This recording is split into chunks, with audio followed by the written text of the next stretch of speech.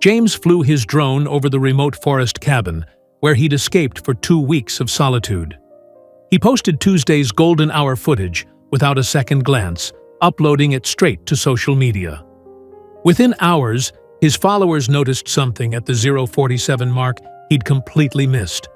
When James replayed the clip and zoomed in on the clearing, his hands started trembling. James flew his drone over the remote forest cabin, where he'd escaped for 2 weeks of solitude. He posted Tuesday's golden hour footage without a second glance, uploading it straight to social media. Within hours, his followers noticed something at the 0:47 mark he'd completely missed. When James replayed the clip and zoomed in on the clearing, his hands started trembling. James Carter had reached his breaking point with city life. The endless noise, the crowds, the concrete jungle that never slept. He needed to get away from it all. So he packed his car, loaded up his photography gear, and drove 6 hours north into the wilderness. His destination was a remote forest cabin tucked deep among towering pines. The kind of place where the only sounds were birdsong and wind rustling through branches. For James, this wasn't just a vacation. It was a reset. 2 full weeks of solitude, fresh air, and peace. The cabin was basic, but perfect. No neighbors for miles, just him, nature, and his camera equipment. James had always been passionate about photography, but his real love was aerial footage. He was a devoted drone enthusiast who could spend hours watching his device glide through the sky. Every morning at the cabin became a ritual. He would wake up early, make coffee, and send his drone soaring above the endless forest canopy. The views were spectacular. Endless green stretching in every direction, winding streams cutting through the landscape, occasional clearings that looked like nature's secret gardens. James captured it all, mesmerized by the untouched wilderness. He had a decent following on social media. People who appreciated his work, who waited for his posts. James loved sharing these moments with them. Each evening, he would select the best footage from that day and upload it for his followers to enjoy. The first few days at the cabin established a comfortable rhythm. James would wake before sunrise, watching darkness gradually surrender to dawn through the cabin windows. He learned the patterns of the forest, which birds sang first, how the morning mist clung to the valley below, where the light hit the treetops as the sun climbed higher.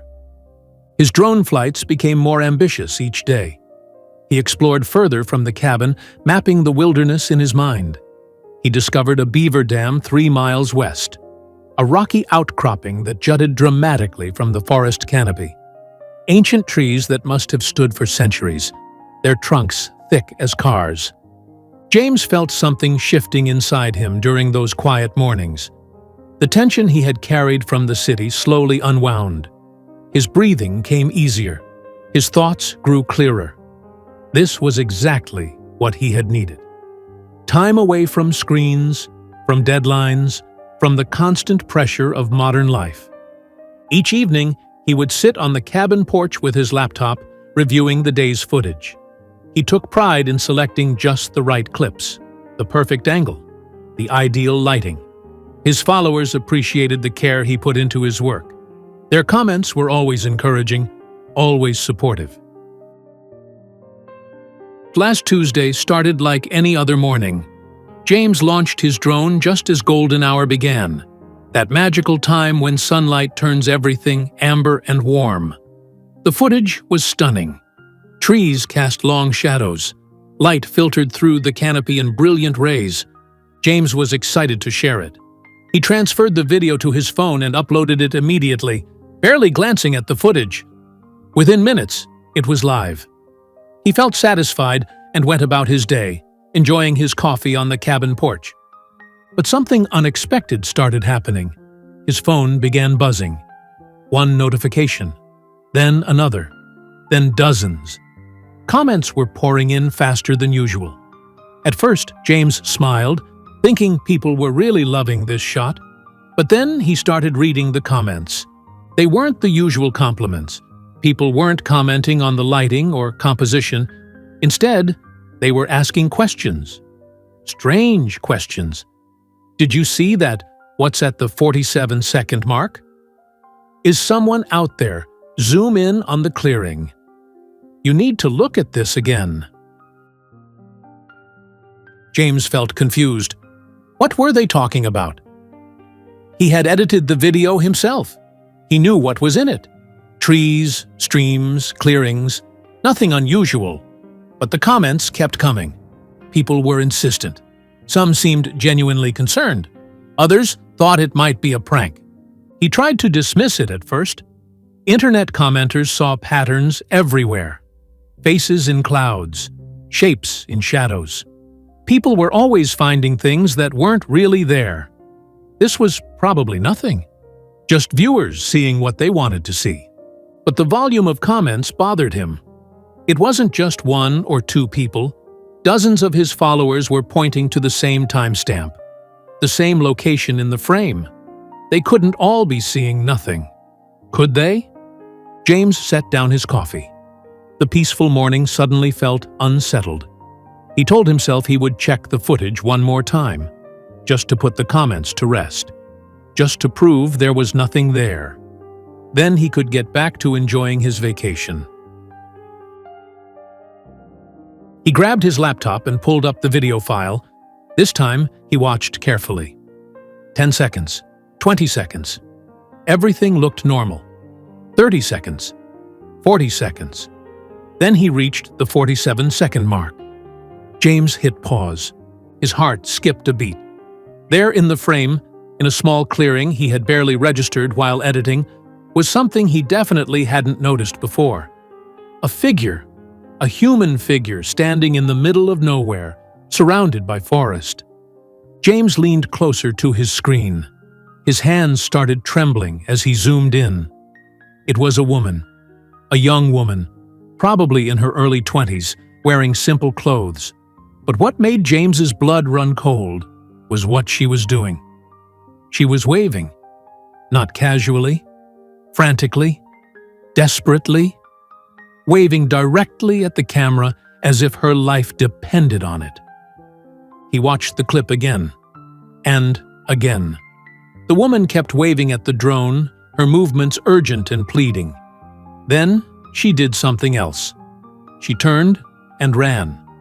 Not away from the clearing, but toward a specific area. A small garden section bordered by dense forest. James replayed the footage repeatedly, his mind racing. Nothing about this made sense. Why would anyone be out there? The area was miles from any road, any trail, any sign of civilization. No hiking paths nearby, no campsites, no reason for anyone to be standing in a remote clearing, waving at a passing drone. He pulled up his drone's flight log, checking the exact coordinates. The clearing was nearly 4 miles from the nearest Forest Service road. Even experienced hikers rarely ventured that deep. The terrain was too rough, the navigation too difficult. Someone would need serious equipment and planning to reach that spot. Could it be a hiker who got lost? Maybe someone camping illegally. But something felt wrong. The way she waved wasn't casual. It was desperate. And why did she run to that specific spot? James tried to think of reasonable explanations. Maybe she was part of a research team studying the forest. Maybe she was a nature photographer like himself. Maybe she lived in some off-grid homestead he didn't know about. But none of these explanations felt right. None of them explained the frantic waving, the urgency in her movements. He zoomed in on different parts of the frame, looking for additional clues. Were there any structures nearby? Any vehicles? Any signs of a camp? Nothing. Just endless forest in every direction. Just this one woman, standing alone in a clearing, waving desperately at his drone. James zoomed in on the garden area where the woman had disappeared. He enhanced the image as much as his software would allow. The garden was small, carefully maintained. Flowers arranged in neat rows. But wait, those weren't random rows. The flowers formed shapes, letters, James zoomed in further, his hands shaking now. The flowers spelled out a single word. A word that made his stomach drop. Help. His breath caught in his throat. This wasn't someone lost. This wasn't someone camping. This was a cry for help from someone who couldn't speak it. Someone who had planted flowers to spell out a message, hoping that somehow, someday, someone would see it from above. James grabbed his phone immediately. His hands were shaking so badly he almost dropped it twice. He called local authorities, trying to keep his voice steady as he explained what he had found. He told them about the video, about the woman, about the message spelled out in flowers. He sent them the GPS coordinates from his drone's flight log and forwarded the video footage. The dispatcher told him to stay where he was. Police and rescue teams were being mobilized. This was now an active emergency situation. Within 2 hours, James heard helicopters overhead. Police vehicles navigated the rough terrain. Rescue teams converged on the coordinates he had provided. James waited at his cabin, his phone clutched in his hand, desperate for updates. What authorities discovered when they reached the clearing shocked everyone involved. Hidden deep in the forest, completely off the grid, was an isolated farm. The kind of place that didn't appear on any maps. No power lines led to it. No roads connected to it. It existed in complete secrecy. The young woman from the video was named Sarah. She was 23 years old, but her story began 7 years earlier when she was just 16. She had been sold to the farm owners, trapped in a nightmare that most people couldn't imagine existing in modern times. For 7 years, Sarah had been forced to work on this hidden farm. From dawn until dusk, every single day, she labored without pay, without freedom, without hope. She lived in a small shed barely large enough to lie down in. The farm owners gave her just enough food to survive. She was property to them, not a person. But the most heartbreaking detail was something that made Sarah even more vulnerable. She was speech impaired. She couldn't call out for help, couldn't scream, couldn't tell anyone what was happening to her. Even if someone had wandered near the farm, she had no voice to cry out with. For years, Sarah had watched the sky, praying for rescue that never came. Then, one morning, months ago, she heard something different. A buzzing sound overhead. A drone. Someone's recreational drone flying over the forest. It disappeared before she could react, but it gave her an idea. If drones flew over the area, maybe she could be seen from above. But how could she signal for help without a voice? That's when Sarah started the garden. Every day, when her captors weren't watching, she worked on it, carefully arranging flowers to spell out a single word. Help. She maintained it for months, hoping that someday another drone would pass over. That Tuesday morning, when she heard James's drone, Sarah knew this might be her only chance. She ran to the clearing where she could be seen. She waved frantically at the camera, praying whoever was controlling it would look at the footage. Then she ran to her garden, hoping the message would be visible from above. Her desperate gamble worked. Authorities arrested the farm owners immediately. The charges were severe: human rights violations, forced labor, human trafficking. The investigation revealed that 2 other people had been trapped at this farm before her. Authorities were now working to determine what happened to them. Sarah was rushed to a hospital for medical treatment. Despite everything she had endured, doctors found she was physically healthy. But the psychological trauma was deep. Social services immediately began working to locate Sarah's biological family. They had reported her missing 7 years ago. They had never stopped searching. Now they would finally be reunited with their daughter. James never expected his peaceful vacation would turn into this. He had gone to the forest to escape, to find solitude, to take pretty pictures.